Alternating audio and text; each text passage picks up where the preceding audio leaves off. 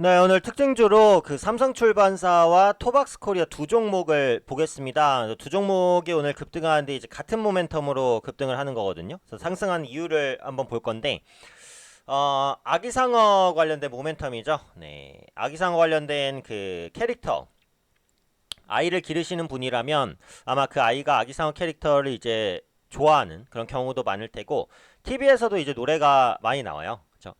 아기 상어 뚜루루뚜루 이런 노래 있잖아요. 이게 이제 예전에 그 무한도전에도 아마 한번 좀 나왔었어요. 그래서 많이 이제 어떻게 보면 인지도가 좀 높아졌었던 네, 그런 그 어떻게 보면 캐릭터 그리고 그에 따른 노래다 이렇게 보시면 되겠는데, 이 상어 가족이라는 캐릭터가 국내에서뿐만이 아니라 이제 다른 지역에서도 인기가 많다라는 것. 특히 이제 미국에서 그 인기가 많다 그래요. 그래서 이런 소식들이 동사의 주가에 이제 호재로서 작용하고 있죠.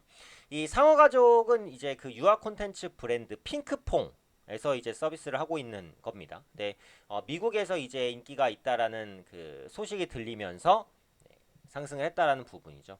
거기서 이제 보면은 그 미국 메이저 리그에서도 인기가 많다라는 거고, 실제로 이제 북미 지역 투어에서도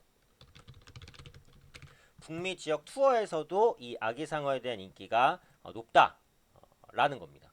특히 이제 미국 메이저리그에서 창단 이후 최초로 월드 시리즈에 진출한 워싱턴 내셔널스가 아기상어를 응원가로 활용을 했어요. 그러면서 전미에서 인지도를 높여나가죠. 미국 시장에서 인지도가 커진다라고 한다면 그에 따른 기대감은 굉장히 커진다라고 보시면 될 것 같아요.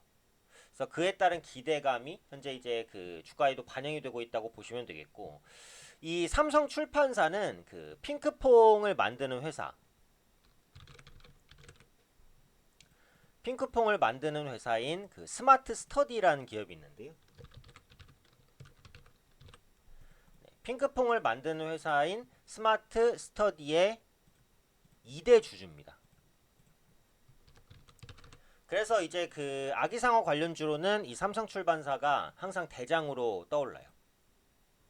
그리고 그 다음에 주목받는 이제 토박스 코리아 같은 경우에는 핑크퐁과 상어가종의 캐릭터 제품을 만들고 있습니다. 그래서 그 삼성출판사만큼은 아니지만 아기상어 관련주로 항상 이제 손꼽히는 종목이에요.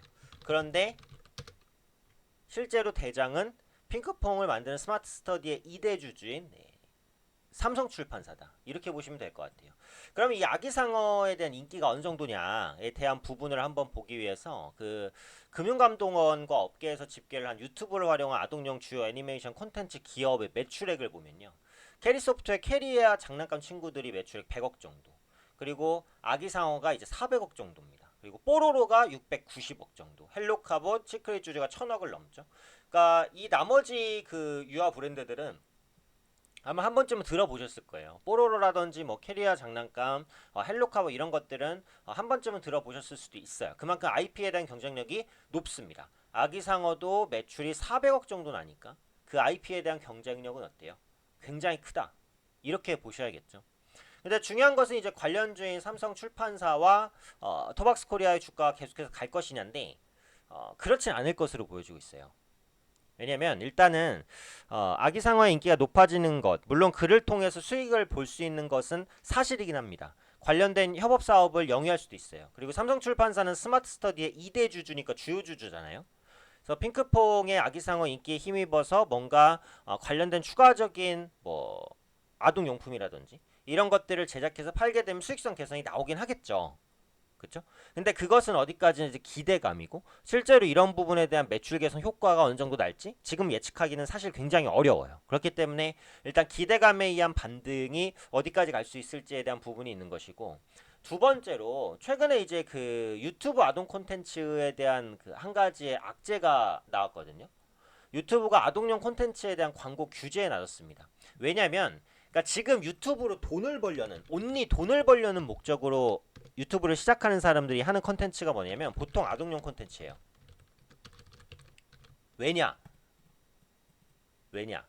일단은 아동용 콘텐츠는 장점이 뭐냐면은 아동이 그 콘텐츠를 보고 좋아하게 됐을 때는요. 그 콘텐츠를 계속 봅니다. 계속 봐요. 애들은 또 시간이 많잖아요. 그쵸? 그러면 그에 따라서 누적 시청 확대 그리고 중간 광고에 대한 효과를 볼 수 있고, 또 중요한 게 뭐냐면은 아이들은 예를 들어서 한 초등학교 정도 되면 모르겠지만 그 더 유아 몇 살밖에 안 된 아이들, 생후 몇십 개월 정도 된 아이들 있잖아요. 광고를 스킵하지 않아요. 좀 더 정확히 말하면 광고를 스킵할 줄도 모르겠죠. 그러니까 중간 광고 나와도 사실 계속 보는 거거든요. 그러다 보니까 유튜브를 하는 입장에서는 수익을 내기가 좋아요. 광고 수익을. 그래서 아동용 콘텐츠를 엄청나게 찍어댑니다. 그러다 보니까 이게 부작용들이 많이 생기는 거예요. 뭐 아동을 학대해서 찍었다느니, 아니면은 애들에게 너무 이제 자극적인 콘텐츠들을 많이 생산하는 거죠.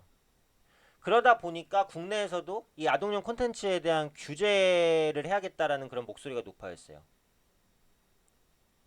그리고 미국에서도 최근 유튜브 운영사의 구글에 대해서 어린이들에게 위험한 콘텐츠를 제공한 혐의, 그리고 불법적으로 데이터를 수집한 혐의에 대해서 2억 4천억의 벌금을 부과했어요.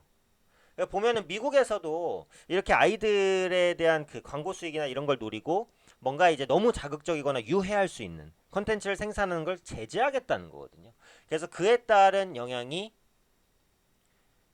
이 핑크퐁을 만드는 스마트 스터디에도 미칠 가능성이 없지는 않다라는 거예요. 그래서 이런 부분에 대한 불확실성, 그리고 앞서 말씀드렸듯이 아기상어가 인기를 얻는 것 자체는 긍정적이나 그걸 통해서 어떠한 수익 사업을 할지 확실하게 딱 정의하기가 좀 어렵다라는 부분, 그를 통한 수익 개선 기대감도 어느 정도일지 예측하기가 어렵다는 부분을 볼 때, 오늘은 일단 삼성출판사가 상한가니까 오늘 상한가가 안 풀리면 더 가겠죠, 당연히. 하지만 이게 이제 급등 추세의 지속보다는 상승 이후에 차익 실현 매물이 나오는 쪽으로 조금 그 대응될 가능성이 높지 않을까 싶어요. 그리고 최근에 보시면은 시장에 그 테마가 제약주, 그다음 뭐 성장주, 4차 산업 관련주라든지 IT 부품주로 이렇게 돌다 보니까 시장에 특징적으로 떠오르는 종목 자체 수가 적어요. 그러다 보니까 이슈가 있는 종목에 수급이 쏠리는 경향이 분명히 있거든요. 그래서 그런 부분들이 최근에 삼성출판사나 토박스코리아의 주가 급등에 따른 영향을 줬다고 생각을 하니까 이게 이제 건전한 급등이라기보다는 단기 이슈에 의한 급등일 가능성이 높다. 지금은 상승하고 오늘 상한가 안 깨지면 더 가기는 하겠지만은 이 상승이 계속해서 쭉쭉 이어진다라기보다는 조만간 차익 매물이 나오지 않을까. 이 정도의 관점으로 삼성출판사와 토박스코리아는 바라보고 있어요. 물론 앞으로 이제 아기상어 관련된 긍정적인 뉴스가 또 나온다면 그때는 또 투자 심리가 호전될 수 있지만 그건 지금으로서는 예측하기 어려운 거니까 지금까지 나온 정보를 바탕으로 했을 때는 조금 앞으로는 좀 주의가 필요할 수도 있겠다. 이 정도의 관점으로 말씀드리겠습니다.